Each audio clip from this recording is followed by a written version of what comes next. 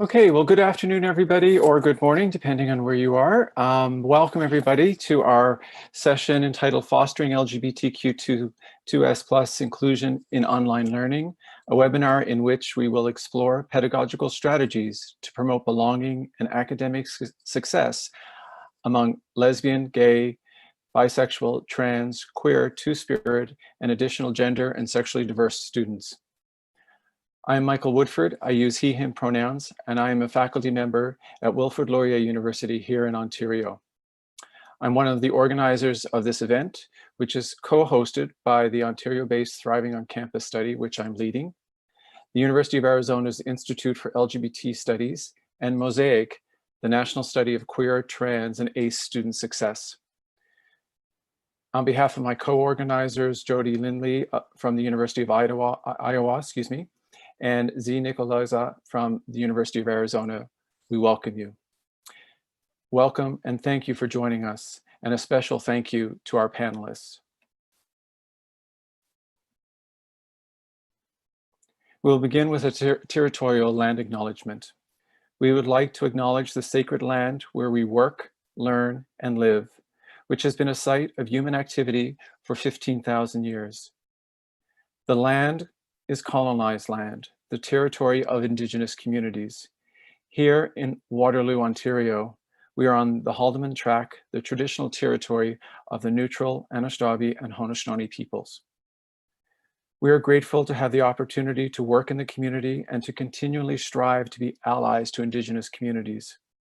We pay respect to all Indigenous people from all nations across Canada and beyond. We acknowledge the traditional knowledge keepers, both young and old, and we honor their courageous leaders, past, present, and future.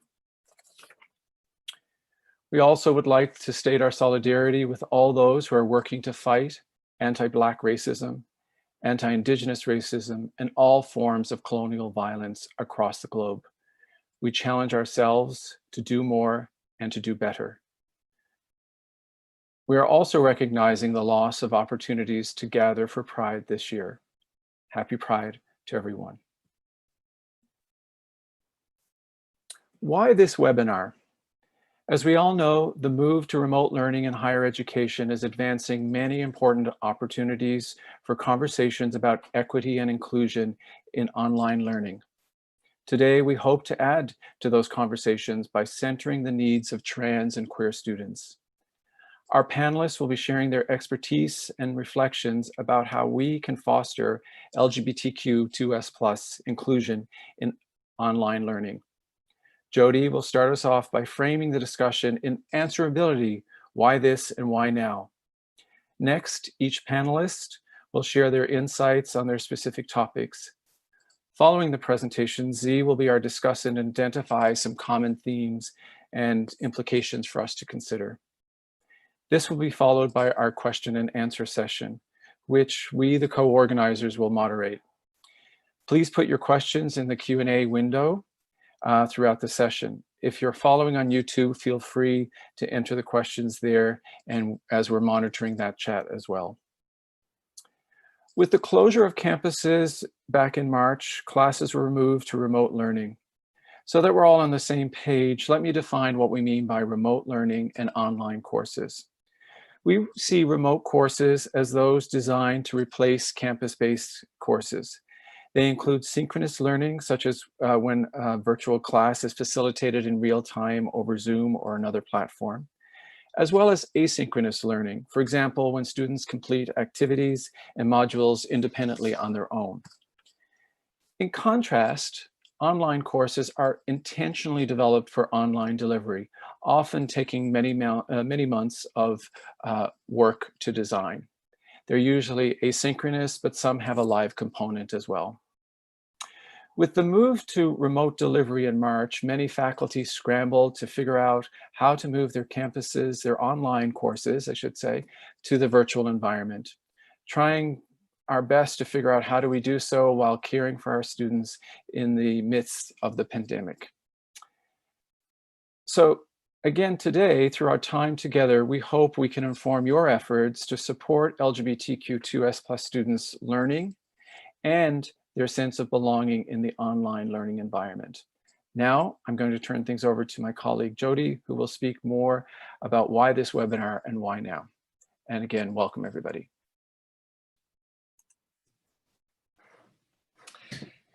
Thank you, Michael, and thank you, viewers, for joining us on this webinar. My name is Jodi Linley. I am an associate professor at the University of Iowa, and I also serve as principal investigator of a US-based national study of queer, trans, and ACE college student success, an endeavor that started in 2013 under the leadership of Dr. Woodford, who you just met, and my mentor, Dr. Kristen Wren at Michigan State University. Give me a moment to share my slides, and I'd like to share some opening remarks.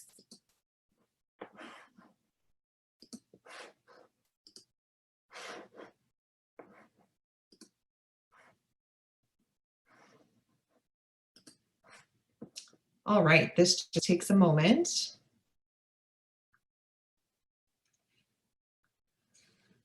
Okay, so over the next couple of minutes, I want to just briefly provide some context for this webinar. First, I want to just share that at Mosaic, the national study I had at the University of Iowa, we have spent the last year and a half redesigning our study, piloting a new survey in collaboration with our partners at the Midwest Institute for Sexuality and Gender Diversity, and now writing grants to fund a longitudinal mixed method study. I am thrilled to co-sponsor this webinar with my friends, Michael Woodford and Z. Nicolazzo. The panelists online today are invested in being scholars, educators, activists, and leaders who catalyze transformative learning, such that educational spaces and agents not only recognize and appreciate the richly varied ways of knowing, being, learning, and doing that grace these spaces. No, our collective paradigm is one of praxis, of action, of what Lee Patel calls answerability. Answerability is a decolonial construct that prioritizes becoming and unbecoming, learning and unlearning, doing and undoing.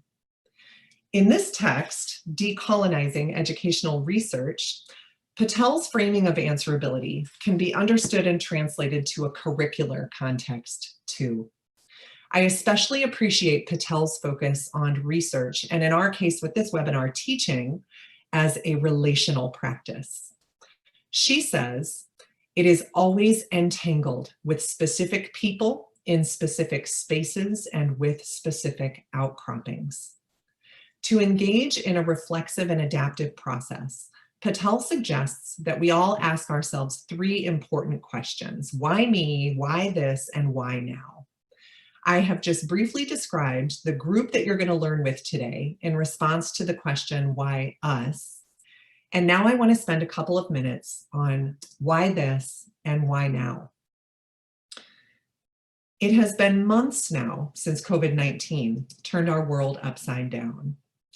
I have not heard of a single higher education institution that was ready and proactive in transitioning from in-person to online teaching and learning. Equally disheartening is the way higher education in the US is being schooled by NASCAR in anti-racist leadership. We cannot sit around and wait for administrators' guidance about how to move forward. We need to move ourselves from a state of panicking to a state of planning.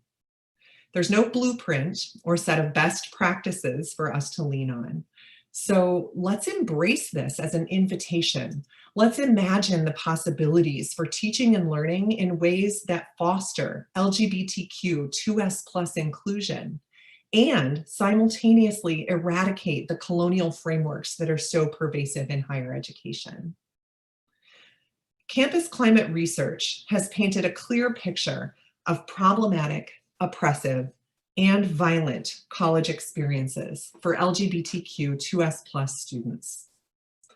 At the same time, other research has delineated many ways that LGBTQ2S+ students persist and thrive. I am part of this collaboration today because I believe instructors can create equitable learning environments for LGBTQ2S+ college students. So let's get to it. I'm going to stop sharing my screen and introduce and turn it over to our first speaker, Michelle Skop. Thank you, Jodi. Thank you, Michael. I'm delighted to be here today. Welcome, everyone, and happy Pride Month. I'm just going to take a minute to share my slides.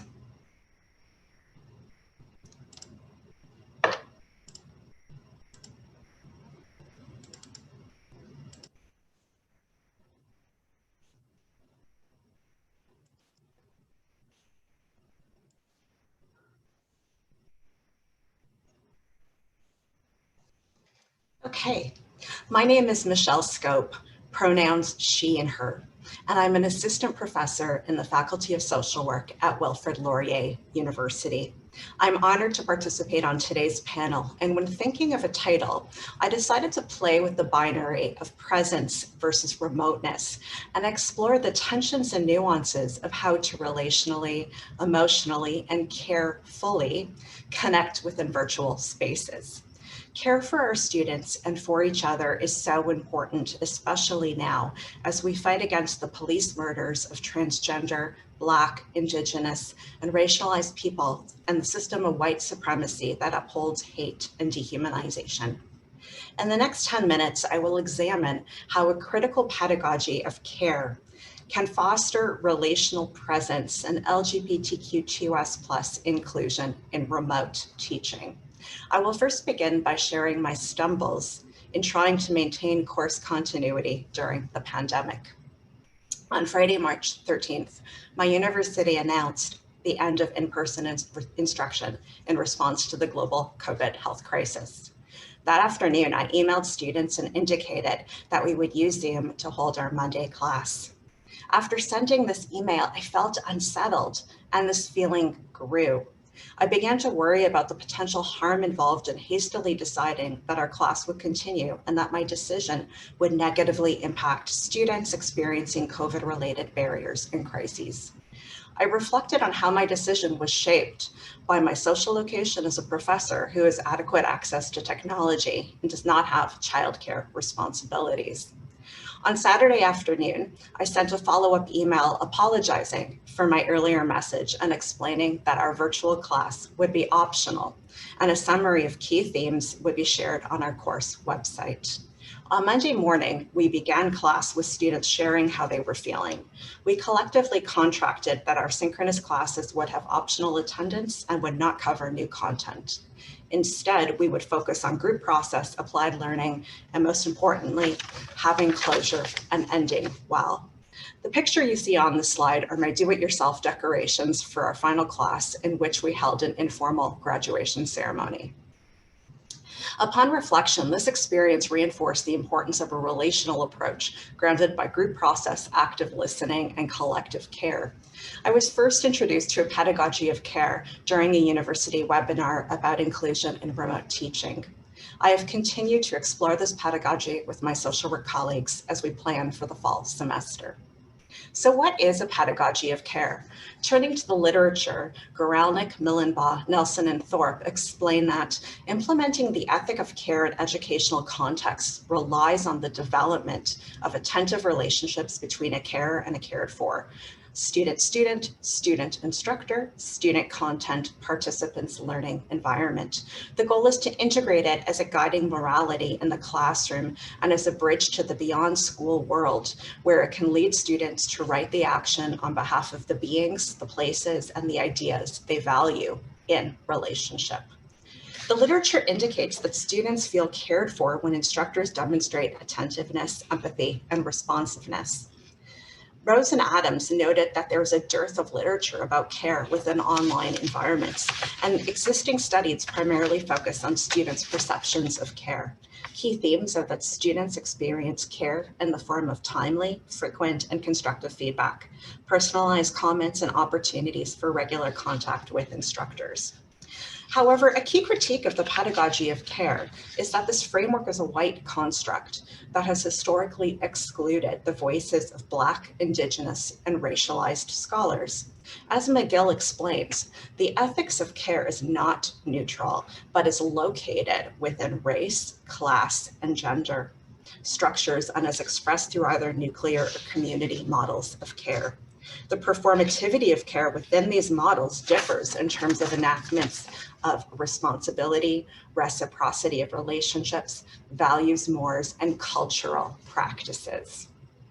In response to McGill's critique, I am arguing for a critical pedagogy of care that is situated and grounded by an analysis of how systemic forms of power, privilege, and oppression, including those related to gender and sexuality, operate within our colonial classrooms.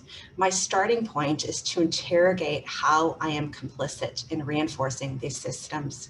My gender, white privilege, sexual orientation, social class, and religion intersectionally shape the way I think about value, give, receive, and perform care in the classroom.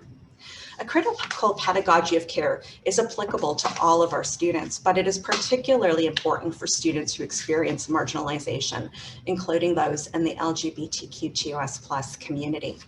I am concerned that in the haste to revise courses for remote teaching, as Jodi previously described, we are not fully aware of the nuanced ways that students will experience harm and institutional violence. We need to slow down and deeply think about the ways in which remote courses and policies can reinforce heterosexism, homophobia, transphobia, racism, ableism, and classism. I am concerned how students who have experienced individual, collective, and intergenerational trauma may experience re-traumatization within these virtual environments. For example, a critical pedagogy of care must center the experiences and safety needs of LGBTQ2S+ students. Due to the pandemic, we are learning how students who have not yet come out to their families have been forced to move back home and back into the closet. Folks may be isolated, having lost their support systems, and they now have to log on to remote teaching learning environments, which have the potential to replicate the same hostile, heteronormative, and cisnormative biases and discourses they are encountering at home. This is why a critical pedagogy of care is so important. Education and access to education is a human right. By extension, I am arguing that the experience of inclusive and trauma-informed care within education is also a human right. Genuine care and compassion for our students and the challenges they face, collective care for our colleagues, and self-care so we can continue our caring work. Based on the information I have gathered over the last couple of months, here are some suggestions for implementing a critical pedagogy of care within remote teaching. I will first speak to course planning. Use empathy and envision putting yourself in your students' shoes as a starting point when revising an on-campus course for remote delivery. Begin with an understanding and exploration of your own social location, biases, values, and underlying motivation. Interrogate the way you have implicitly and explicitly othered folks and identify how you will engage in a process of unlearning and new learning. Identify the self-care and collective care you need in order to complete the emotional labor of caring for others. Politicize your syllabus by including your gender pronouns, a statement about your values, and how you are inclusively approaching education during the pandemic. What would happen if you included experiencing joy, building relationships, and promoting health, mental health, and wellness as essential course learning outcomes? How might this paradigm shift foster collectivity and change your learning assessments? Be careful in your course design. For example, anticipate that students will experience cognitive overload if they are taking 5 courses and all are run synchronously. Consider a flipped classroom approach that includes a combination of both synchronous and asynchronous methods. Share power and promote collective decision-making by involving students in your course redesign process. Have an informal focus group to share your course plans, compile feedback, and then revise your syllabus. This process will set the stage for an inclusive and caring classroom. And now, when your course begins, here are some strategies of critical care in the remote classroom. Lead with the assumption that everyone is doing the best they can during the pandemic. Foster a relational approach to teaching that is grounded in active listening, compassion, and creativity. Begin your class with music, meditation, movement, sharing artwork connected to a weekly theme. Use Zoom polls to ask students how they are and take the temperature of your virtual room. Ensure enough class time for applied learning through discussion and reflection. Prioritize group process and group cohesion by beginning the first class with an icebreaker activity and by having students introduce themselves and their gender pronouns. If you're teaching a larger class, consider dividing students into breakout rooms so they can complete small group introductions. I spent time at the beginning of the semester co-constructing guidelines by asking the question, how do we foster a brave and inclusive space? I use the term bravery instead of safety, as safe spaces are often only safe for those who hold power in society. However, I have found that these guidelines are not enough as power imbalances remain. We have to intentionally create spaces for marginalized voices within our remote classrooms by, in the words of Sensoi and D'Angelo, turning down the volume on dominant narratives. If I do not challenge heteronormative and cisnormative statements, then I'm not only being uncaring, but I am also causing harm in my complicity and silence. Immediately challenge bullying, harassment, and microaggressions, name the behavior, and explain why it is unacceptable.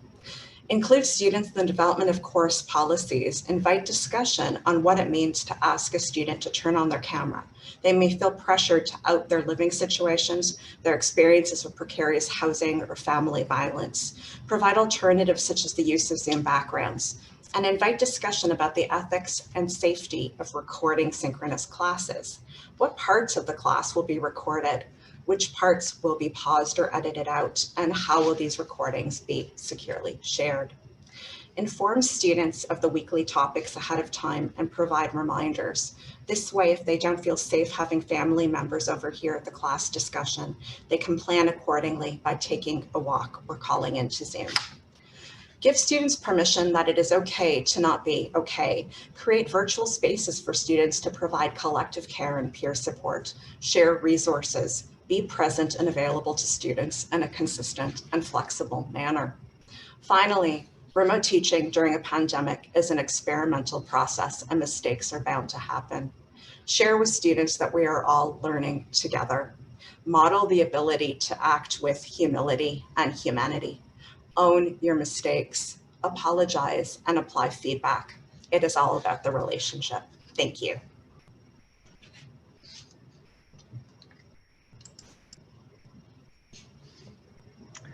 Okay, thank you so much, Michelle.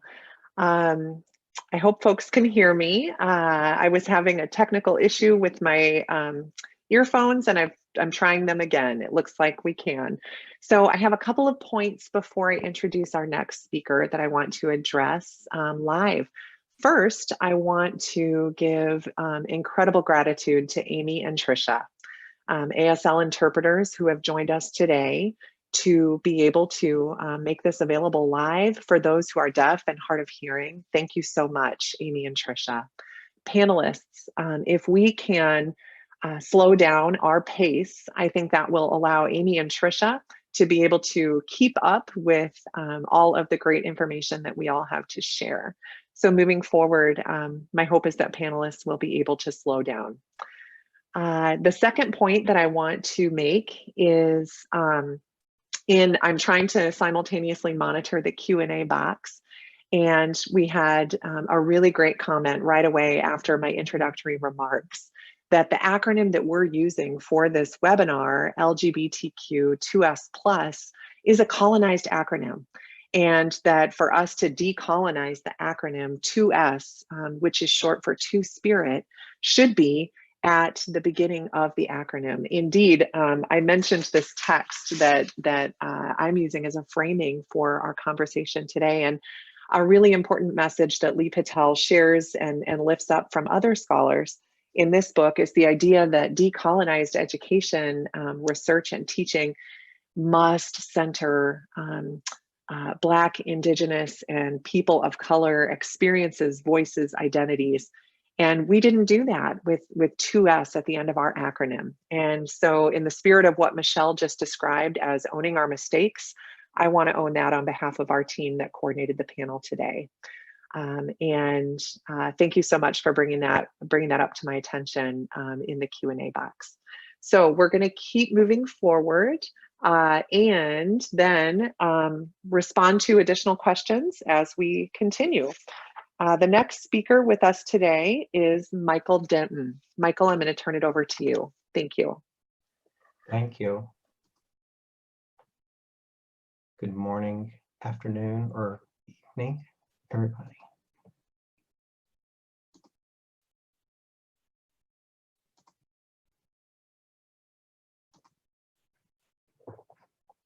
Hi, I'm Michael Denton. I'm use he, him pronouns. I'm an assistant professor of higher education and student affairs at the University of South Florida in Tampa, Florida. I'm presenting about a pedagogical framework that's been used in many different collegiate learning environments, and one I use myself teaching college students. The Learning Partnerships Model was developed by Marcia Baxter-Magolda based on her longitudinal research of 35 college students into their 30s. As Baxter-Magolda followed these college students past graduation into their working lives, she observed the experiences in people who facilitated more complex meaning-making in participants. She distilled these into a set of assumptions and practices she called the Learning Partnerships Model, or as I'll refer to it, the LPM. What I mean by more complex meaning-making is helping students develop their own system that helps them filter and process external messages. Baxter-Magolda described this as moving from external to internal foundations. In other words, having an external foundation means we rely uncritically on the messages from others, whether that be teachers, parents, peers, media, or other sources. As we move towards internal foundations, we develop a system for evaluating information, viewing them critically and with our own criteria. We are still interdependent with others, but we are less dependent on unfiltered acceptance of others' perspectives as we learn how to weigh various inputs. Baxter-Magolda described this as the capacity to wisely choose from among multiple alternatives. To be clear, no meaning-making structure is better or worse than the other. There is nothing inherently wrong with being externally defined. However, navigating conflicting claims about what constitutes justice, equality, and equity, understanding threats to what remains of democracy, evaluating competing political, ethical, scientific, and pseudoscientific claims, particularly during this time of pandemic, particularly demands internal foundations.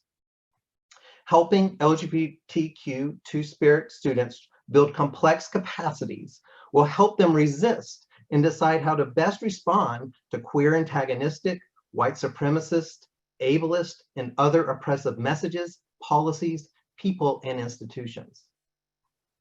That said, the LPM does not directly address current or historical inequities for these students. However, I believe the ideas and practices of the LPM are compatible with critical pedagogy like critical care, trans pedagogy, and the other ideas you will hear today. In my own teaching, I combine this with Bell Hook's critical pedagogy. To begin with, Baxter-Magolda observed that across their varied life context, young adults face similar types of conditions that propelled them towards more internalized, complex meaning-making. She developed 3 key assumptions and 3 key practices from these. The 3 assumptions were approaches that educators, employers, and other adults used. The first one is that knowledge is complex and socially constructed. The participants encountered challenges through multiple interpretations, ambiguity, and the need to negotiate what to believe with others. Creating assignments or methods of course engagement that push students to rely on themselves in tandem with you as instructor and classmates to solve problems with no clear or agreed upon solution can enact this assumption. The second is self is central to knowledge construction. This involves encouraging students to define themselves and bring that self-definition to their learning and relationships. Provide students an opportunity to reflect on who they are. Provide materials that reflect students' experiences, histories, and lives, and make the learning environment one where students can express their multiple identities. The third assumption is the sharing of authority and expertise. These are learning environments where students are treated respectfully as people who contribute to the knowledge created in the environment. This does not mean that just anything goes, or that all opinions are valid, or that oppressive and untrue statements go unchallenged, or that experts give up their expertise.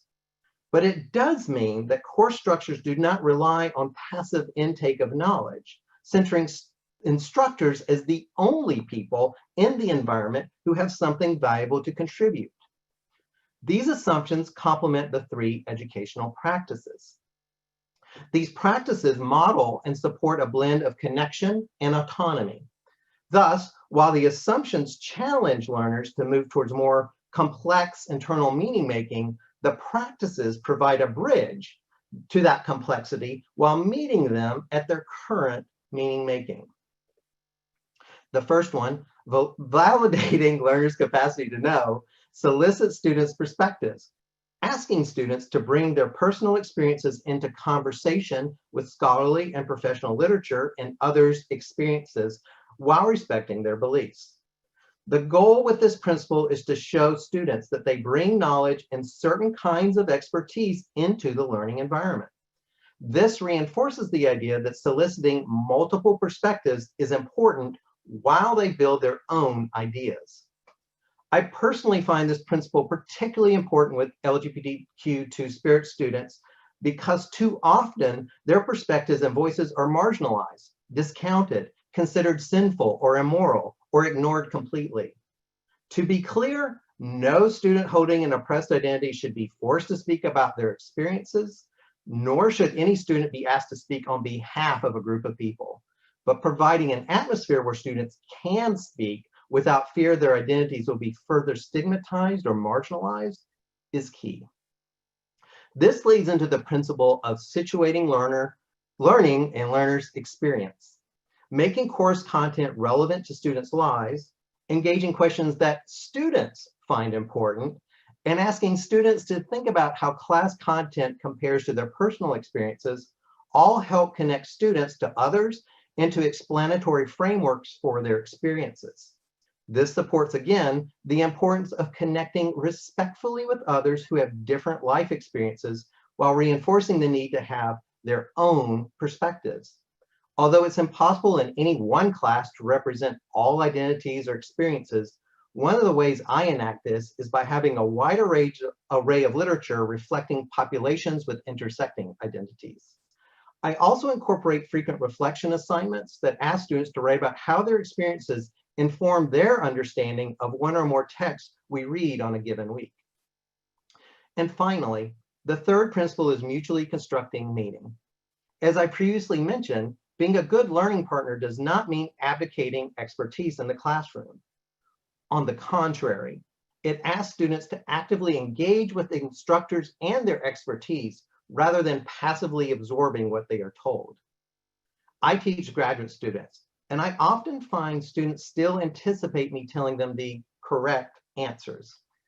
If I have started courses when they are the primary drivers of knowledge, many students have pushed back and complained that I'm not doing my job.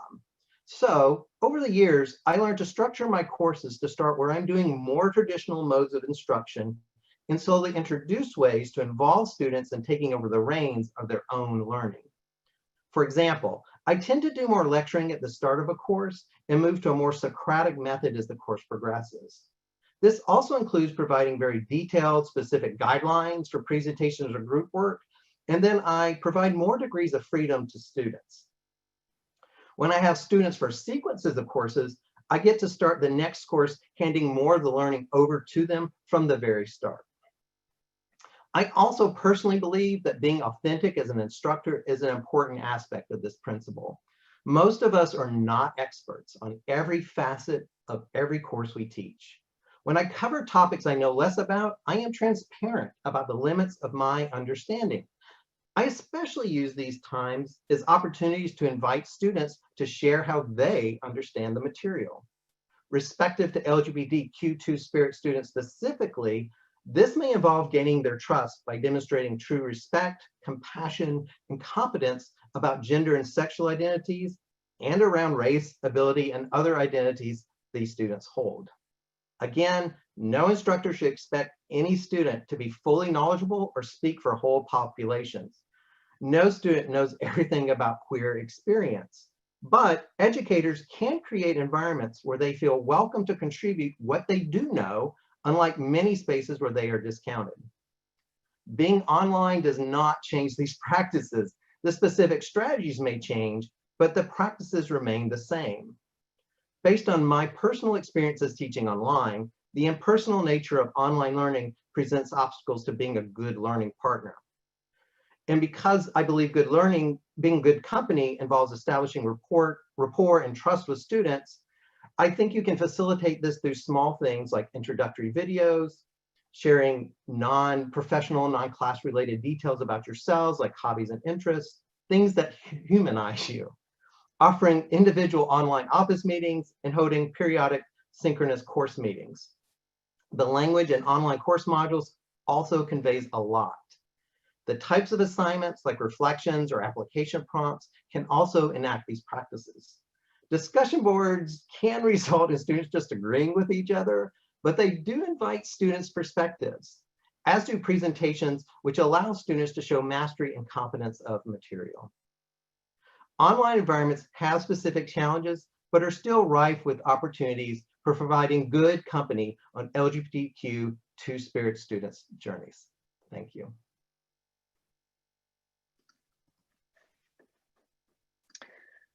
Thank you so much, Michael. Those of us who have an educational background in higher education and student affairs, this was a really good refresher and helps me think about how to use the LPM in my own planning for this fall. I'm really grateful for your talk today. Before I move on to introducing our next speaker, I just want to share there are several comments and questions in the Q&A about a transcript of and a recording of the webinar.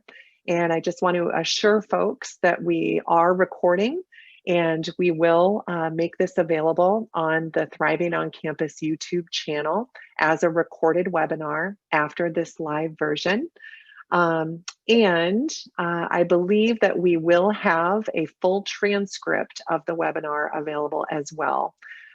So know that these resources will continue to be available. That will include the slides, the recording, and transcript.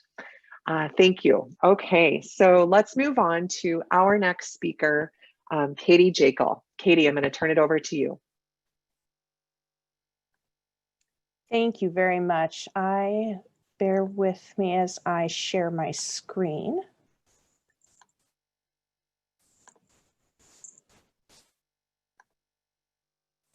And there we go. Welcome, everybody. And thank you so much. I'm Dr. Katy Jaekel. I am a really, really new associate professor at Northern Illinois University. And I'm excited to talk to you today, not only about how we can use and engage with this pedagogy of care, but also how we can use it as a framework to reimagine about how we actually think about online learning and think about things like possibility.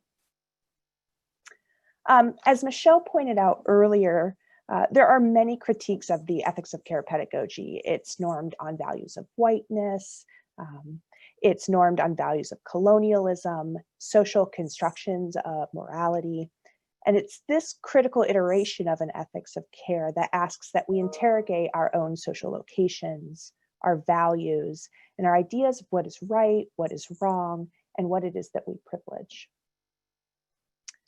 Given this, I think what this critical pedagogy of care framework allows then is an ability for us to push back on how we understand the act of online learning. Using this framework and this pedagogy, we can transform how we understand what actually constitutes teaching and learning, what we privilege, and what we decide to include in the class, and how we assess. I think as we think about online learning, I think we cast it in this deficit model. We focus on constraints such as,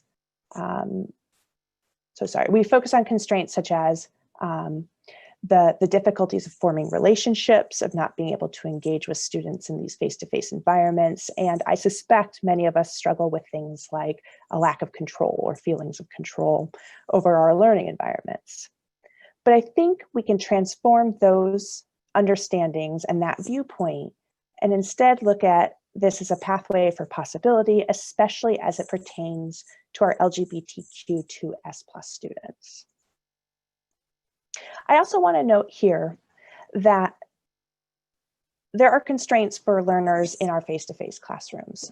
I think oftentimes there's this binary of face-to-face is just always better, online classroom spaces are just always inherently worse, and that's not the case. So we can use this framework and consider online learning in different ways and focus on holistic notions of well-being, provide them agency and control over their education, and build relationships with them.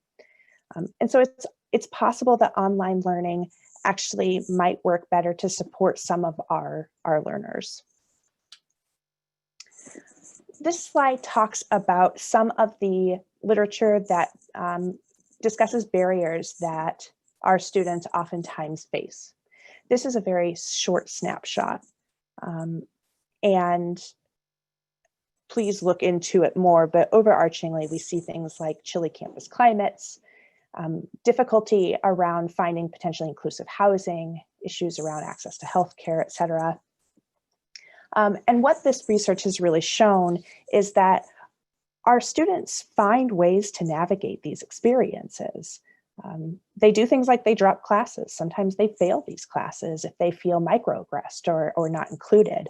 We also know that they take pathways forward of taking large lecture classes, and several will enroll in online courses to ensure that they maybe don't have to deal with tough things like names, like people questioning them. And given these barriers and obstacles, I think it's really important for us to remember that these pathways of how these students navigate these experiences illustrate resiliency and illustrate different ways that we can learn from to how to better engage with these students.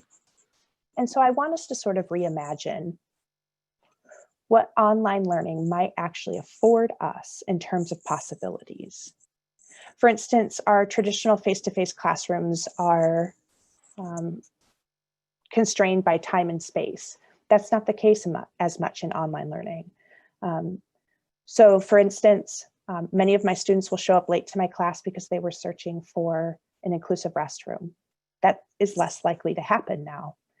In some cases, the strict hierarchy of where we stand and where they sit, the spanking model, we can push back on that with online ed.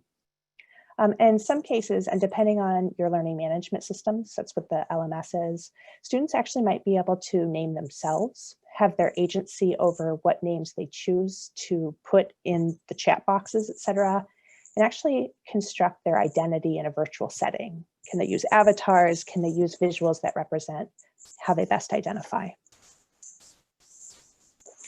So while online education provides a possibility for different kinds of engagement, it's also this critical that our pedagogy, our curriculum, and our teaching methods also be transformed. So in some ways, our settings have been transformed whether we wanted it or not as we moved online. But we also need to ensure that we're transforming the things that we do to ensure inclusion. We have the flexibility, and quite frankly, I think we have the permission, because things are sort of uncharted territory, as it were. And so our care for these students must consider things like environment. Michelle spoke well about what that could look like, levels of support that they may or may not be experiencing. But I also want us to think through their labor and their exhaustion, which Michael spoke about. I think the most important thing for me that anybody could do to transform their pedagogy is educating oneself. Simply being aware of current goings on, terminology, basic issues is critical, and it illustrates to the learners that actual care. That information also helps you transform your course to ensuring that it's a place that your students' experiences are reflected. Too often, I see educators creating situations where labor is placed on the students' bodies to explain, to justify, and simply defend their own existence. Caring pedagogy means doing some of this labor for yourself so that you are a student's accomplice, you are not the receiver of their labor. If nothing else is remembered from my discussion today, I hope that the one thing that you take away is that it is critical to have policies for classroom management, policies for inclusion. But more critical than having the policies is enacting them. Students will remember what you do not address and what you do. And I'm hopeful that folks recognize that pronouns and names in order to self-identify is necessary, but not the definitive for inclusion. Think more than pronouns. That's a basic human right. Everybody should be afforded to share their name and how they best identify. But that's not an end point. That is merely a starting point. For me, this is really about curriculum. And transformation in using critical pedagogy of care means a transformation of curriculum. What we know about curriculum is that students do not see an access point in, that is, they cannot find themselves within it, they're less likely to engage. Too often our curriculum forces our LGBTQ2S plus students to do what Judith Federley describes in her 1978 essay, The Resisting Reader. In her essay, she discusses that canonical literature focuses on white European men, and because of this canon, women who read this literature are forced to do what she calls identifying against themselves. That is, women reading literature, according to Federley, are forced to root for the protagonist that is nothing like them, has not experienced what they have, and is, in order to really root for people like Pip, like Gatsby, like Holden Caulfield, they must surrender who they are and instead identify with a privilege that is not their lived reality and likely will never be. This act makes them keenly aware of what they do not have and what they will likely never have. It forces them to learn about an experience that is not their own. In so many ways, our curriculum does this to our LGBTQ2S students. By having them access material that centers whiteness, heterosexuality, cisgender notions of truth, we educate them about who they are not who they will be, not who they are, and not about possibilities. Instead, this critical pedagogy of care can transform into providing ways that serve as questions to push back on hegemonic discourses and instead provide opportunity for students. These are my references.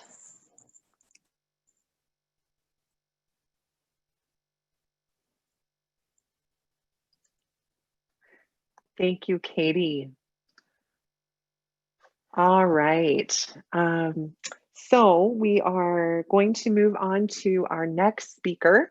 And I just want to note that several of us are working to keep up with questions in the Q&A box. Keep these great questions coming, folks. We are doing our best to keep up with you. And we are noting questions that we want to retain for the live discussion among panelists at the end of the presentations today. So if we haven't offered an answer immediately, then know that it's possible we're keeping it in the open question category so that we can have a discussion around that question live as part of the webinar. Okay, so we're going to move on to our next speaker, who is Melvin Whitehead. Melvin, take it away.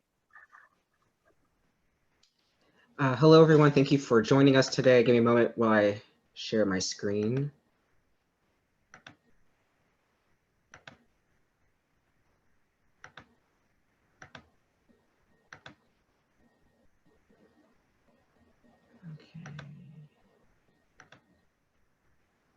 All right, so I will be talking about ways of supporting queer and trans students of color at community colleges in the online learning environment.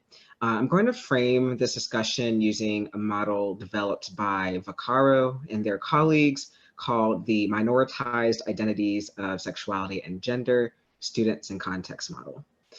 This model is grounded in the literature about queer and trans college students and builds upon campus climate research and Bronfenbrenner's bioecological model. What this model does is it offers a framework for both understanding the factors shaping queer and trans students' sense of self and holistically supporting queer and trans students. I'll also integrate some themes from literature throughout my presentation. So in this model, there are 4 contexts for understanding how queer and trans students make sense of themselves in relation to their environments. These contexts are linked to each other and the self through engagement, and they cannot be fully understood in isolation from one another. They're interrelated. Socio-political context, which you'll see at the top, consists of local, regional, and national layers, all the way down from local ordinances at the local level to the movement for Black lives and the recent US Supreme Court decision reinstating DACA at the national level. Home place context, which you'll see to the left, are physical places for social interaction, as well as families of origin and families of choice, the workplace, places of worship, communities, essentially any people or places that are important to the student. Over on the right, institutional context. So this includes institutional policies, what the authors call structured events and unstructured events. And so the former consists of things like programming, and the latter consists of unplanned for events like, individual interactions. The institutional context also includes institutional type, history, structure, mission, vision, and goals. And at the bottom, time context consists of events happening in the present, repeated events, and historic events that occur periodically over time. So each of these contexts interact with one another and play a role in how queer and trans students are developing and making meaning of their experiences. So when I think about the institutional context and the literature about queer and trans students and queer and trans students of color at community colleges, a few themes emerge. The first is access to identity-based resources, programming, and services.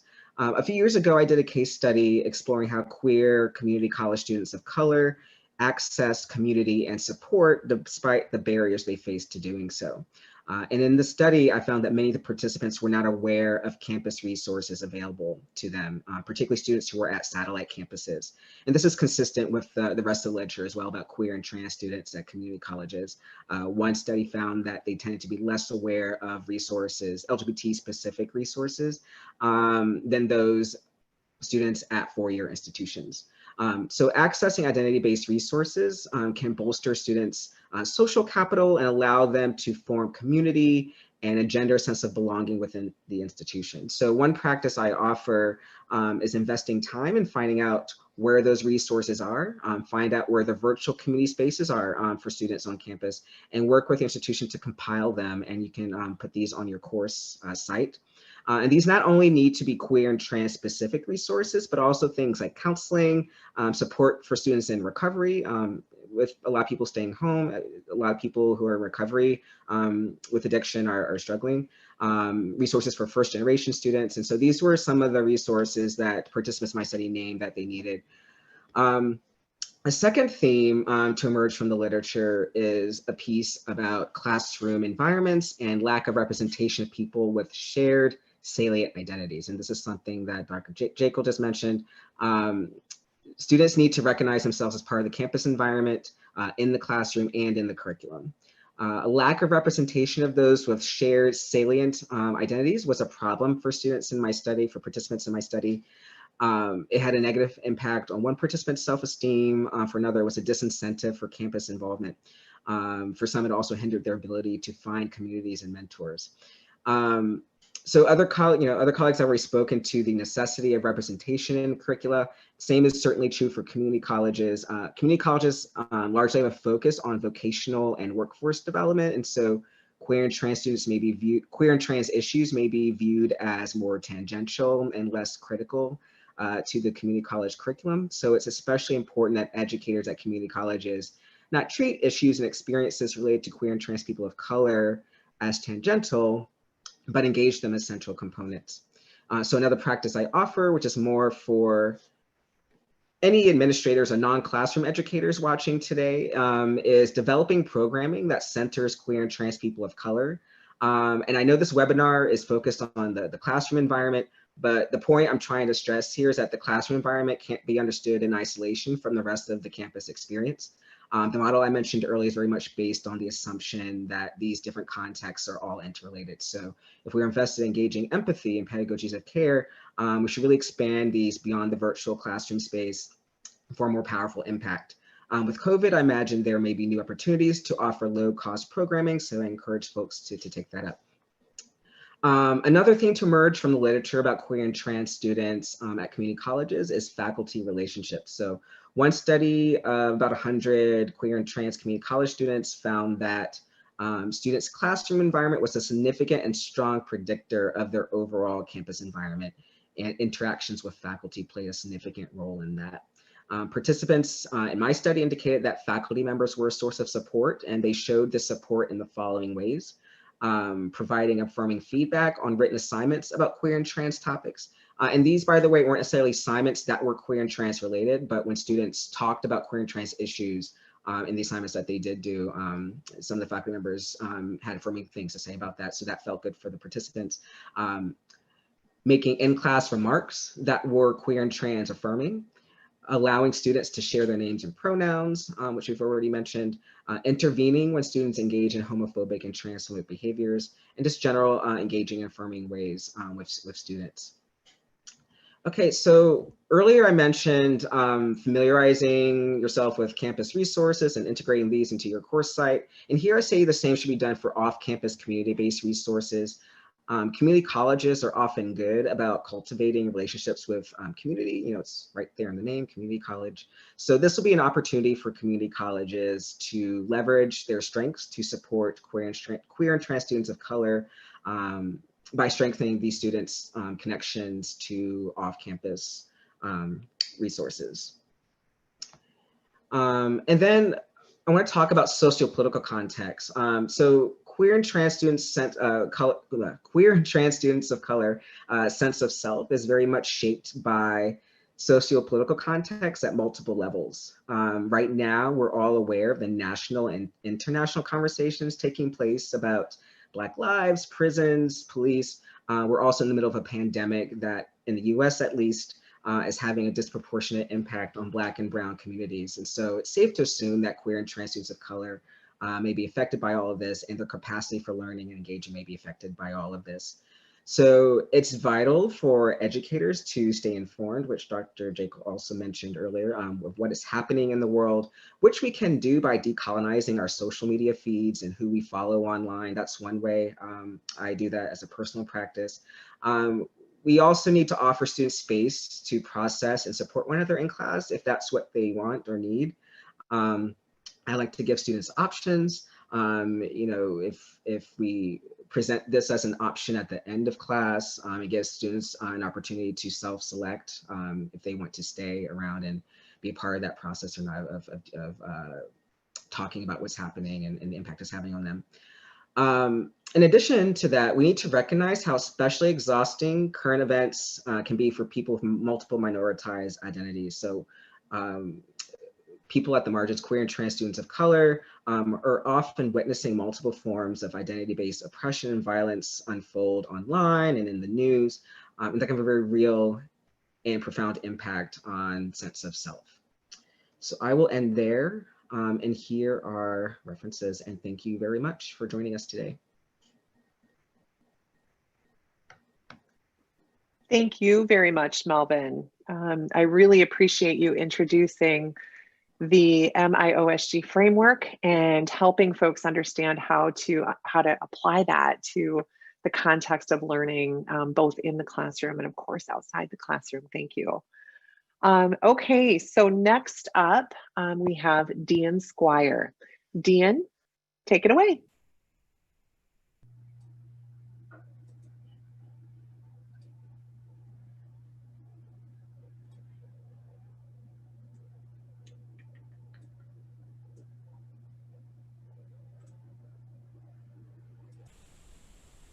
There we go. Okay, I think we can all see it now. So we started with a land acknowledgement to first recognize and respect Indigenous peoples as the traditional stewards of this land and recognize the relationship between our institutions and Indigenous peoples and their traditional territories. I also bring to the fore indigeneity and call for a decolonizing practice to set the stage for the points I make regarding allyship in academia. Oh, I'm sorry, I forgot to introduce myself. My name is Dian, Squire. I use he, him, his pronouns, and I'm at Northern Arizona University in Flagstaff, Arizona, USA. In this presentation, I suggest the removal of the concept of ally from the lexicon of higher ed instructors and offer a typology of harmful allyship. Through an extension and application of the Indigenous Action Network's conceptualization of the ally industrial complex, I call for the eradication of allies. The ally industrial complex is a disease overtaking society that is based in a driving desire to ally with marginalized groups in order to be good rather than do good. This project is based in a settler colonial and imperial epistemology, frequently referred to as the savior complex. In my role as a faculty member, I often get students, administrators, and other faculty members that ask me how they can be a better ally for some group of minoritized people on campus. As Sarah Ahmed says, everybody wants a tick box solution. They want me to distill work into a soundbite. My presentation does not pretend to espouse the, quote, right way to do solidarity work. Instead, I argue against the notion of the ally industrial complex, an industry fueled by ahistorical, simplistic saviors that higher education often breeds. In 2014, the Indigenous Action Network released its game-changing document titled Accomplices Not Allies, Abolishing the Ally Industrial Complex and Indigenous Perspective. The ally industrial complex relies on activists whose careers depend on the issues they work to address. These nonprofit capitalists advance their careers off the struggles they ostensibly support. They build organizational or individual capacity and power as they strive to become the ally champions. The commodification and exploitation of allyship is a growing trend in the activism industry.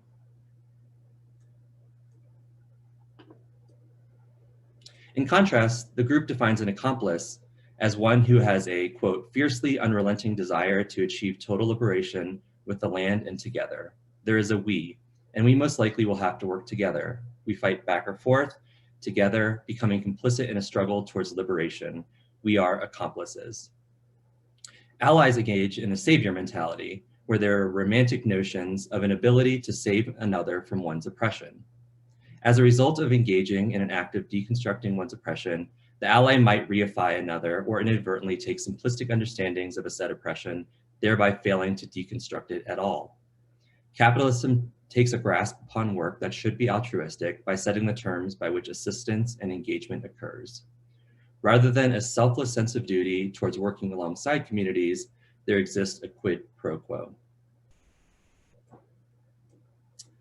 A settler colonial logic is concerned with displacement, control, elimination, substitution, and reconstructing of culture rather than explicit physical violence, though in some ways it is physical. One such logic is our current understanding of gender and sex as colonized constructs. That is, gender and to an extent sex was understood differently among Indigenous nations prior to the violent imposition of the, quote, modern colonial gender system. This modern system is fueled by a global capitalism that desires quantification, identification, and easy ways of knowing that can be used to further control bodies.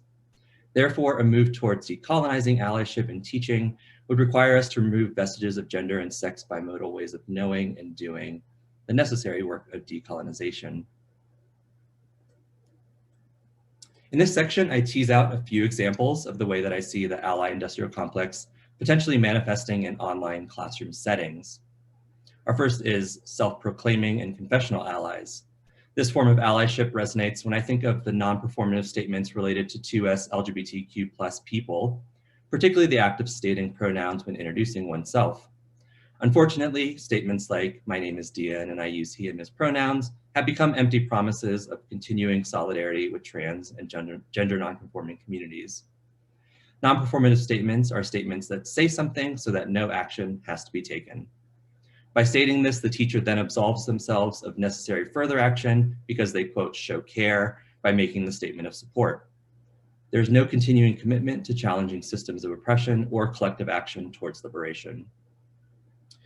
Parachuters in higher education are any people who have taken a diversity class, read a book, or watched a Netflix special, and thereby deem themselves to be experts on issues related to 2S LGBTQ+ people.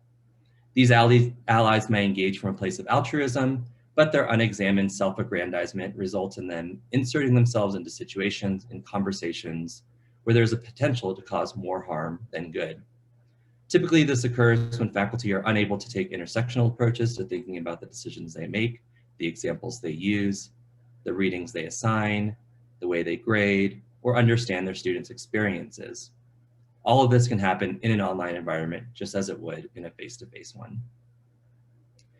Academics and intellectuals. The Indigenous Action Network says it best when they write, quote, "Should we desire to merely unlearn oppression or to smash it to fucking pieces and have its very existence gone?" Academic elitism pours into classes that teach students about engaging in allyship, namely in diversity courses that take an identity politic approach to understanding complex social issues. Not only does it exist in the ways that we teach students, but also in what we teach students. Does knowledge only come from books and journal articles, or can knowledge also come from lyrics, poetry, blog posts, Twitter, and other sources that resonate and speak to the experiences of a wider swath of people? To note that knowledge can only come from peer review is to patronize the experiences of 2S LGBTQ+ people and to diminish their capacity to understand and know their own lived experiences, a dehumanizing process. Gatekeepers often exist at the highest levels of our institutional hierarchies and control resources and knowledge as ways to control the agenda and the opportunity to enact change in ways that they deem fit and necessary. Gatekeepers create a dominating game with the purpose of controlling the distribution of knowledge and resources so that the radical potential of justice dissipates. Faculty in online spaces should pay particular attention to how other students in the class are controlling conversations, shutting down meaningful conversations, utilizing harmful emotions such as white tears to dominate, how students might be controlling small group work, taking space up in conversations, or utilizing strategic partnerships to bully students. Faculty should also take note of themselves. Navigators and floaters are faculty and others who know the language, they can engage with head nods and false empathy, and then remove themselves from any act of solidarity as soon as an issue arises. Much like the person who states pronouns when introducing themselves, this person can name systems of oppression, use the language of solidarity work, and can probably recite themes from this webinar by heart in an interview for a new job. However, they are willing to risk nothing in order to gain liberation. The work of an accomplice, quote, in anti-colonial struggle is to attack colonial structures and ideas, end quote. The verb is attack, the subjects are colonial structures and ideas. People in this arena also fail to do the work of self-analysis. The problem is always external to themselves, different from them, not them. The truth is that the majority of people on this land engage in colonized notions of gender and sexuality in ways that they may never realize, especially if they decide that knowing language, but not interrogating onto epistemologies is the basis for good allyship. Acts of recognition occur when allies absolve themselves of the duty of solidarity to work in order to, quote, give up the privileges that they hold. On the surface, this act may be perceived as positive. However, it is suggested rather that accomplices should weaponize their privileges for a given 2S LGBTQ+ liberatory cause. Those who act in solidarity could keep learning themselves, could caucus as cishet people to better understand their privileges and biases, could rally additional accomplices, and find ways to advocate for resources for those groups to do their work. For instance, in my totally asynchronous course, I have students spend 30 to 40 minutes in a recorded session talking about topics such as racism, whiteness, and classism. And in this way, they're held accountable for their thoughts and their learning to each other and me, and they understand that the work of social justice is social action. Lastly, we have anthologizers. While not necessarily engaged in the creation of the Accomplices Not Allies document, Gloria Amsaldua extends the typology by adding that allies can be anthologizers. This last type of allyship assumes that inclusion in structures equates to liberatory potential. As Steinman reminds us, decolonization is not the same as inclusion. Therefore, being an accomplice is not about including more voices, but rather it is an act of decolonization forcing us to deepen and, quote, enhance Indigenous nations' ability to reproduce themselves across generations via ethnic renewal, end quote, and that an inclusion framework, in fact, erases indigeneity by way of absorption into liberal modern politics. There's a clear call to instructors to ensure that they rethink whose knowledge is valid and valuable, taught and cited, nurtured and cultivated. Faculty can examine their inclusion practices and their purposes for such inclusion. Who do you do service for in your classes and on behalf of, and why? The question should stoke much reflection for those faculty that hold dominant identities, who have the social capital to question and call out problematic students and engagements, and who exude less energy supporting marginalized groups, and who do not have to work as hard to reach tenure and promotion. Can an academic program that has taken no perspective on issues related to 2S LGBTQ+ communities incorporate, center, and work toward better understanding issues facing this community? What books are you choosing for your syllabus? What is the topic? Who is the author? What is the perspective? These might seem small, but small actions can steamroll to larger changes. Changing minds and practices is part of changing culture.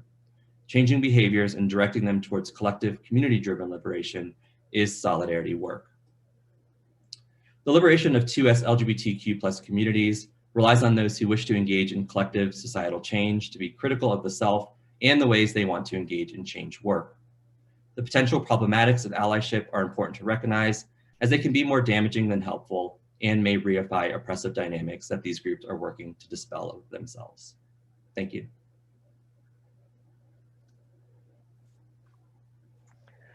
Whew, y'all, if you aren't inspired and sweating and feeling the accountability, then I hope you will go back and listen again to Dian's remarks. Thank you so much, Dian. And you're getting lots of love in the Q&A, so you need to go check that out. All right, so we are going to move into our final formal presentation of the webinar, and I'm going to turn this over to Tameera Mohamed. Tameera, take it away. Thank you. I'm just going to share my slides here.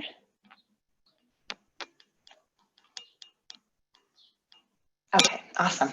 So hi, everybody. My name is Tameera Mohamed, and I work at the University of Guelph in Student Affairs as a Cultural Diversity Advisor. I'm queer, and I use she and her pronouns, and I spent several years as a researcher exploring processes of exclusion for LGBTQ+ faculty in Canada. And so today, I'm going to be talking briefly about some processes of exclusion experienced by 2S LGBTQIA+ students, and specifically in online learning environments. And so I'll be using microaggressions as a framework for understanding these experiences. So I'm going to spend a bit of time talking about microaggressions and exploring that concept, and then applying it to the experiences of 2S LGBTQIA+ folks in learning environments.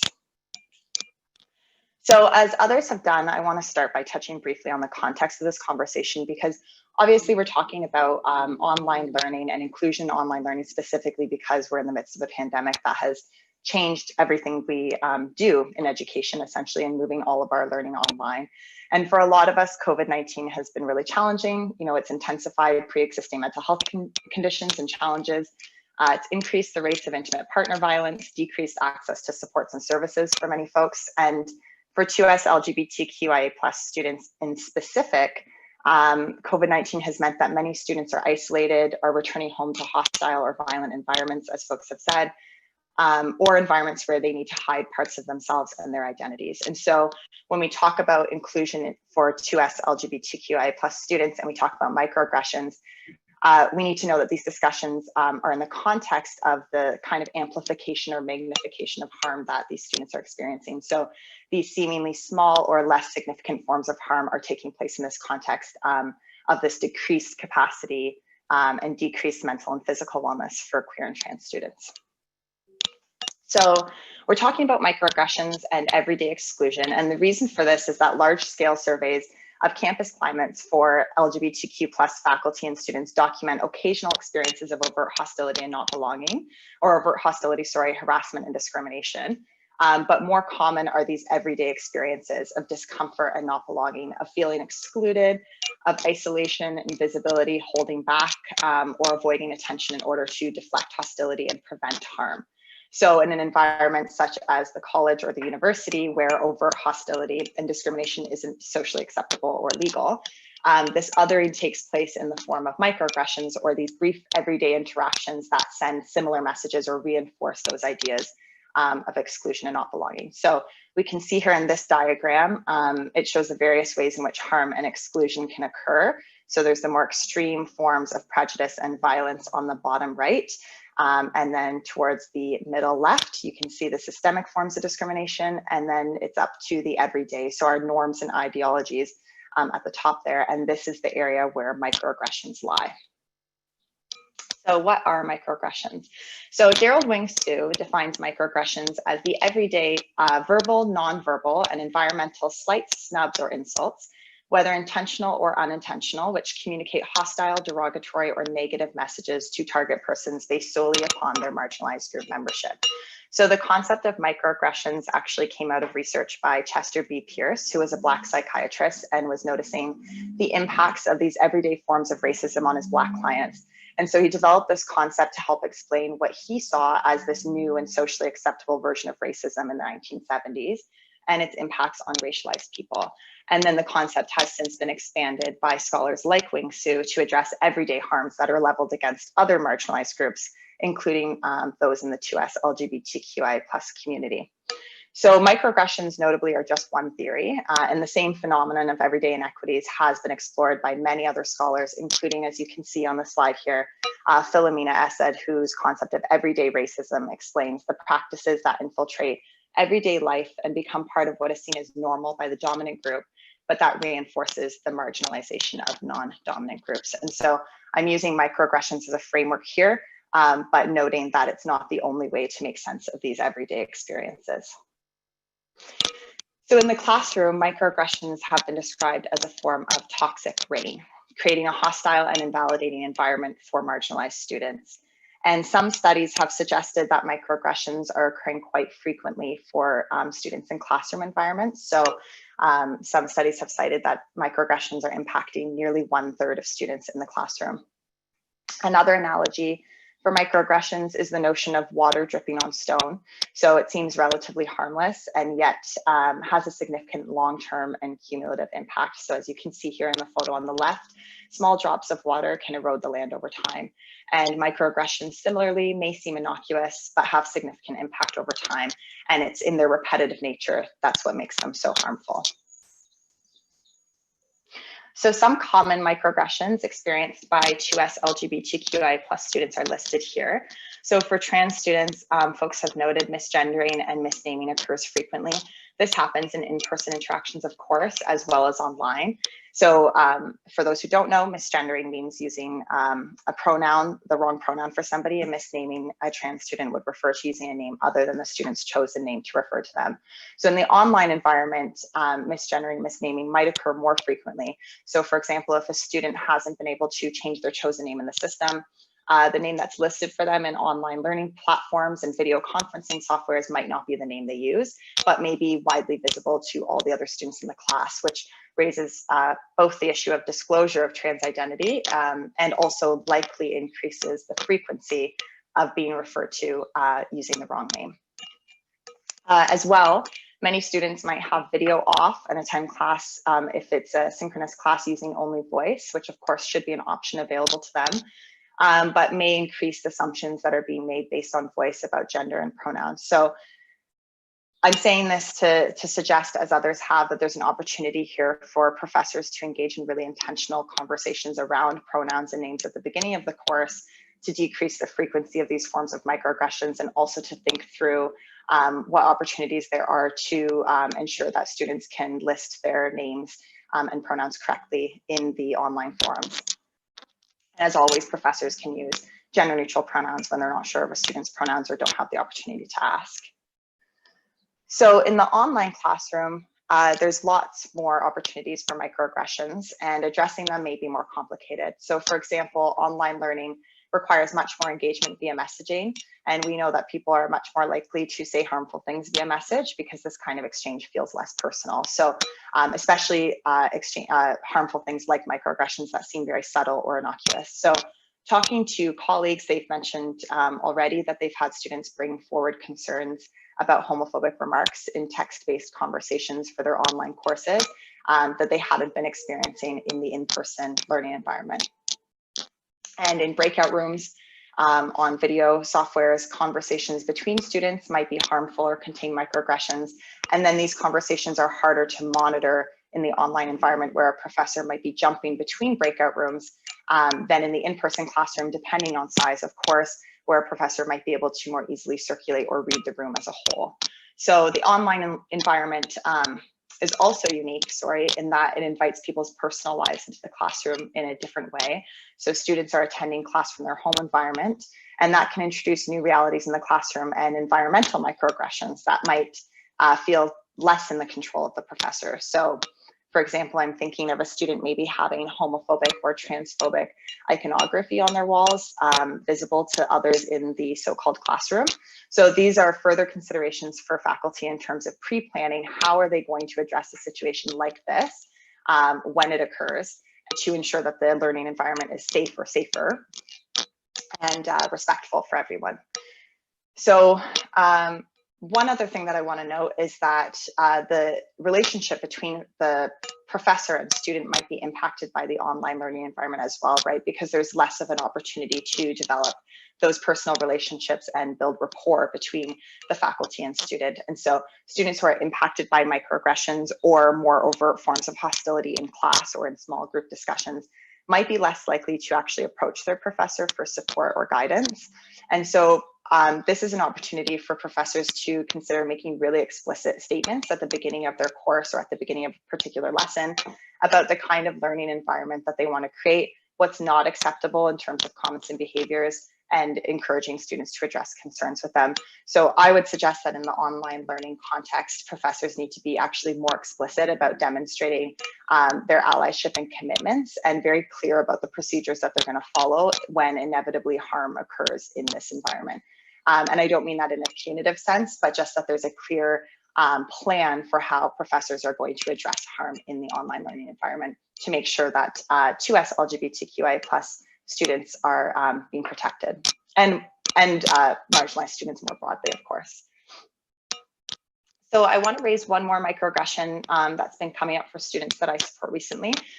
So I started out describing the ways in which 2S LGBTQI+ students are particularly impacted by COVID-19 and this shift to online learning. And we know that students are coming to class in the context, as others have mentioned, of lethal anti-Black racism and transphobia, among other forms of oppression. And so at our very institutions, these issues are happening. So for example, at my institution, cases of transphobia and homophobia and racism have been circulating online between students. And yet students who ask their professors for extensions or flexibility in coursework are being met with some variation of, like every student experiences bad things, or every semester there's going to be a student who has a death in the family or some kind of life crisis.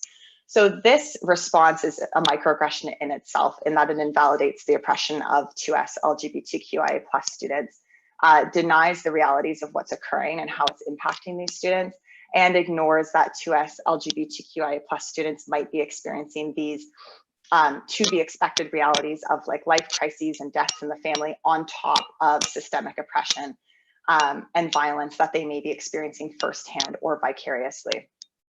So I think that one of the most important things that professors can do to support queer and trans students right now is to recognize this, to empathize with their students, and to really, really recognize the real impacts of systemic oppression on students' mental health, well-being, and their capacity to engage in the course. That these real world events impact marginalized people and are legitimate reasons why a student might not be able to complete their coursework in time, and that students don't need to be jumping through hoops in order to get flexibility around their coursework. So I'm pretty much out of time, so I'm not actually going to spend any time addressing the impacts, but I will point to Meyer's theory of minority stress for those who are interested in the impacts of things like microaggressions. There's mounting evidence that subtle incidents and experiences of microaggressions impose a cumulative burden that leads to poorer health outcomes for marginalized people. So these things matter. They matter for the well-being of our students, and they matter for their capacity to learn. And we know that students are already challenged in online learning environments. And so it's especially important to do all that we can to ensure that we're not adding additional harms or barriers for engaging for our 2S LGBTQI+ students. So I hope that you will be able to take at least one thing from all of the conversation today and the discussion that'll follow towards creating a more inclusive environment for 2S LGBTQI+ students in your online classrooms. Thank you. Wonderful. Tameera, thank you so much for helping all of us better understand microaggressions and specific to this population of students. I'm going to now hand over the screen to Z Nicolazzo, who will provide some summary comments. Z. Thanks, Jodi. Z Nicolazzo, Associate Professor, coming to you today from the Tohono O'odham lands, which are occupied territory that belong to the Tohono O'odham and Pasquayaqui tribes. Just going to try and make a couple of comments and try and pull together a couple of common threads that folks are talking about through the really kind of lush presentations that they're giving as a way potentially to provide a starting point for conversation, not just through the rest of this session. As you can see, our time is obviously limited, but for you folks to think about what you can do after this session, which is something that I'll get to in a minute. So one of the first things that I want to pick up on is Michelle's argument that I quite agree in, that thinking about critical care actually has a moral cut to it. It's a moral stance that we take. And Michelle mentioned this phrase that we need to slow down. And time and slowness seems to be a major theme that overarches many of the presentations that were given today. Thinking about being slow, thinking about moving with prudence, and particularly, I'm going to speak to white educators right now, that we need to work through our own shit and not put that onto our vulnerable student populations. And that takes time as well as urgency. So thinking about time, some questions that I have based on these presentations are, how might we rethink time, especially as a way to decolonize westernized notions of productivity and content mastery? If we think about time in relation to Michael's conversation about the LPM and the key practices, we might think about how can we invite students into constructing course spaces, content, and conversations as an ethic, and one specifically that's rooted in Black and Indigenous liberation. So it's not necessarily about more content, but about going slower, about going deeper, about being gentler, and about being more connected as a particular type of way of engaging in pedagogy. The next thing that I'm really moved by is Katy's notion that we need to move away from this idea of online learning as deficit, and it's instead think about how we can imagine the online as possibility. Katy, who's a longtime colleague and co-conspirator with me, is far too humble to say this, but Katy's comments are rooted in Katy's research that track and trace how the online is a space of proliferating possibilities and of thinking beyond normative constructs for queer and trans students. Many queer and trans students, as well as many Two-Spirit folks, have long crafted online worlds as a way to embrace and forward their own liberation and community. And so online learning might actually work quite well for queer folks. And I think that this is part of what I was talking about earlier about not letting our own shit as educators kind of get in the way of queer, trans, and Two-Spirit liberation. I also am really moved by this socio-political context that both Tameera and Melvin were talking about. I think that this means that we need to think about the ongoing effects of racialized capitalism on queer students' ability to quote unquote show up how we as instructors may desire or may think that they should. So we need to be rethinking our own attachments to video, as Tameera mentions, and synchronous learning. I'm thinking a lot about broadband internet connections that are unavailable, specifically when we think about Indigenous students who might be back home on reservations, We might need to rethink due dates, especially during a pandemic. We might need to also really be thoughtful about the ongoing violences at and from particular campuses and campus administrations and administrators. So here, I think that unfortunately, the institution of higher education that I work for provides a number of perfect examples of the violences, the ongoing violences that are enacted against multiple marginalized student populations that we really need to be attentive to as we think about what our online pedagogical strategies will be. Another kind of major theme that I'm seeing is this call to action. And so both Melvin and Dian are making a call to action for us as instructors, as educators. And this is perhaps a not so gentle reminder for all of us that learning is important, but moving that knowledge into action is necessary. That things like webinars and reading lists are only as good as we enact the knowledge towards abolition or abolitionist and liberatory praxis.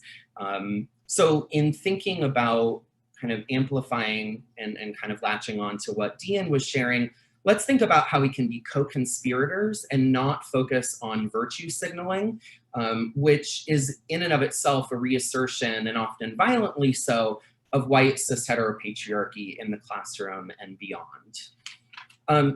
The final note that I'll give it comes from a comment that one of my dear colleagues in trans studies offered to me as we were talking through this session yesterday. And she mentioned that there's no back of the classroom in online environments, which means that there's heightened visibility, which can be really challenging for many of our students. And I think that, you know, often dialogues around queer, trans, and two-spirit populations, especially during Pride Month, really focus on heightened visibility and heightened representation. We can even think about the recent documentary Disclosure that's now on Netflix, which I think does, some people in that documentary do a good job of muddying up what notions of visibility can and could mean. But all that to say that we need to think really critically about what visibility in the classroom looks like, even in an online format. And I wonder, how can we take what Dean Spade identifies as a trickle-up approach and center the needs of the most vulnerable throughout our pedagogy, which is ultimately what I see all of these presentations as doing. And not only must we center the needs of the most vulnerable, but we need to focus on modes of pedagogy that honor and amplify Blackness and indigeneity. As some folks can see, I'm wearing a shirt of Marsha P. Johnson. The idea of queerness in public, the idea that we have a queer liberation movement is in and of itself a gift that Black and brown trans women have given us. And so we really need to think about, how do we honor Blackness and indigeneity? How do we amplify that through our modes of pedagogy, regardless of the type of class or the content that we're using? So with that, what I think I'll do is turn it back over to Michael, who will start us off with some question answer. Great. Thank you so much, Z, and thank you to all our panelists for their thoughts, their inspirations, their expertise, their knowledge, their reflections. So wonderful. So we are going to turn our time now to our questions. And so if you have a question, we invite you to put it in the Q&A window, or if you're on watching us on live stream on YouTube, you could also put your question there, as we have somebody monitoring that site as well. So Jodi and Z are going to help moderate this process. So Jodi, you want to call out the first question? I'm going to ask our panelists if you could turn on your video and just leave yourself muted until you're going to jump in on a question. So Jodi, over to you. Great, thank you so much, Michael. And thanks for the incredible questions. We did our best to type responses. As some folks saw, some of the responses included email addresses so that we could continue conversation and dialogue offline after the webinar. The first question that I want to pose to our panelists is one that came pretty early during the session and kept coming up for me as I was listening to all of our presenters. And that is the question of intersectionality. So Kevin Bray posted, I'm thinking about how we need to dig deeper in terms of our understanding of intersectionality. Our students are not monoliths. They live at the intersections of multiple systems of oppression. This is what Z was just speaking about. Do existing frameworks such as feminist theory, critical race theory, queer theory that we currently rely on take into account these complexities? What are their strengths? Where are their gaps? I want to add to Kevin's question a layer that came in from another viewer. I'm sorry, it's in the answered column, so I can't remember who this came from, but specific to educational environments that are expected to be positivistic and objectivistic. You know, think about the science classroom, the math classroom, where folks are in search of sort of one capital T truth about what we're teaching and what we're learning. I want to just add that to the conversation.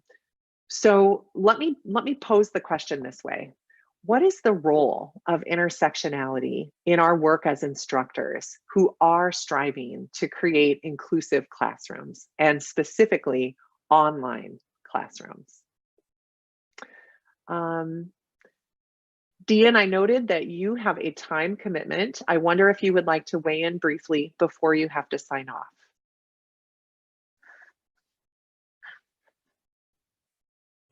off. Sure, I could.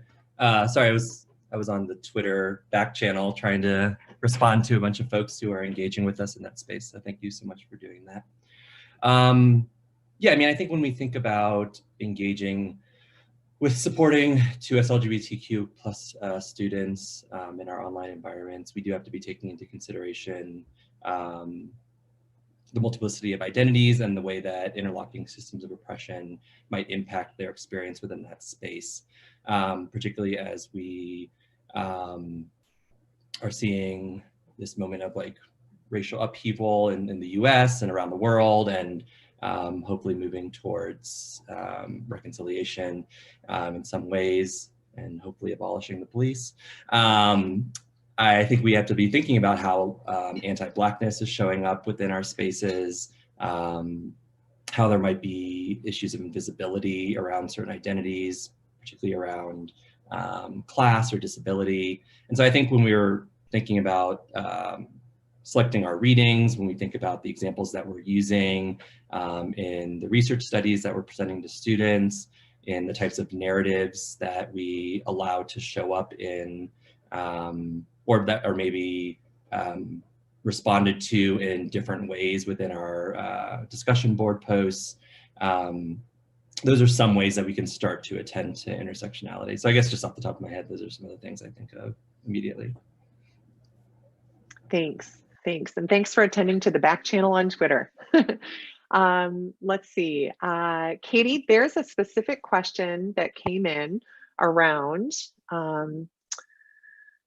let's see, where to learn about building curriculum capacity beyond lesson materials, resources, literature that force students to identify against themselves. Could you speak specifically to that, please? Absolutely. The short answer is, when you find it, will you tell me? Because I also don't know of the exact place. To be perfectly honest with you, it's this. So I have the Brady Bunch view where we're all like stacked together. This is the space that I find it. It's through conversations with my trusted colleagues, friends. I have yet to find a text or a proliferation of materials that do this. That notion of identifying against oneself, I accidentally read that essay, I think in my master's program, which was in English, and it had just sort of stuck with me. And so I'm not aware of anything per se that addresses that outright, except that it's just something that you borrow from. It's almost like a scavenger pedagogy, or what Dr. Nicolazzo and I call a trans pedagogy. I wish I had a better answer for you. Thank you, Katy. I think that that is, that speaks to the point of this webinar in and of itself, right? We don't have frameworks that exist to be able to lean on and to be able to call on, and we have to co-create those. That actually speaks to another question that came in on the Q&A channel about co-constructed knowledge and let's see, let me find self-constructed knowledge as a binary system of learning. How can teachers or instructors clarify that supposedly self-constructed knowledge is still relational? That instructors are making decisions about, what are we assigning? What are assignments? Are we grading or are we ungrading? Any advice for instructors who are thinking about that relational piece in environments that are considered self-constructed knowledge? I'm not sure who to call on for that one. Anybody want to volunteer? Please unmute and dig in.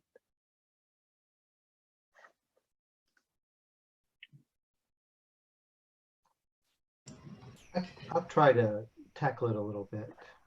Great, thanks. I mean, I think you said it, Jodi, is that there is no binary.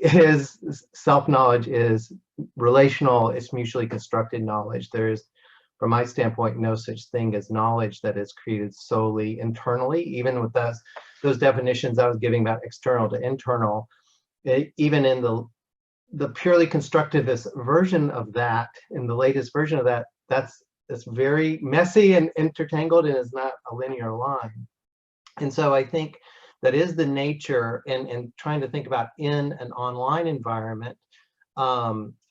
One of the things that as I try to move students through seeing themselves as knowledge creators, is that always involves small group work. And that may not be available in large groups, in like classes of 100 and more. But I think any time that you can present challenges to questions that have no clear solution, or that require, or maybe there's a commonly accepted answer or response from the expert community, say like around climate change or something like that, having students investigate that, figure out on their own how that community, those experts arrive at that, would be a worthwhile exercise. And that might be something that is staged over a course, a series of assignments in a course, so that there's both single person projects as well as small group work back and forth. And so that is how I try to tackle that, is how do you investigate? How do you come to know through constructing that knowledge for yourself, or discussing and arriving at a position on an ambiguous or complex topic where there is no consensus? And so I think about, particularly as I see my fellow white people struggling with what does it mean to be responding to anti-Black violence and long-standing institutional racism. I've seen a lot of people who've never engaged with that question start engaging with that. And there are many different perspectives on that, right? And how you do that. And I think that the ally perspective is very well known, and Dian presented a great challenge to that. So that, I think, like if you wanted to do a unit, like I'm now thinking like I'm doing a unit in one of my next courses on, here are the perspectives on allyship and the counter perspectives to that. And so what does that mean for you in responding to systemic racism and historical white supremacy? And so I think those are the kinds of things that you can do to show how that knowledge is. Self-knowledge comes from relationships. And I probably just restated in more words exactly what you said. Thank you, Michael, for those last comments. I am going to wrap up our Q&A at this point to respect our ending time. I really have been listening and learning a lot, a great deal. I would say I've been inspired, challenged to question some of my practices and assumptions, and I'm sure you have as well in terms of the folks who are with us today.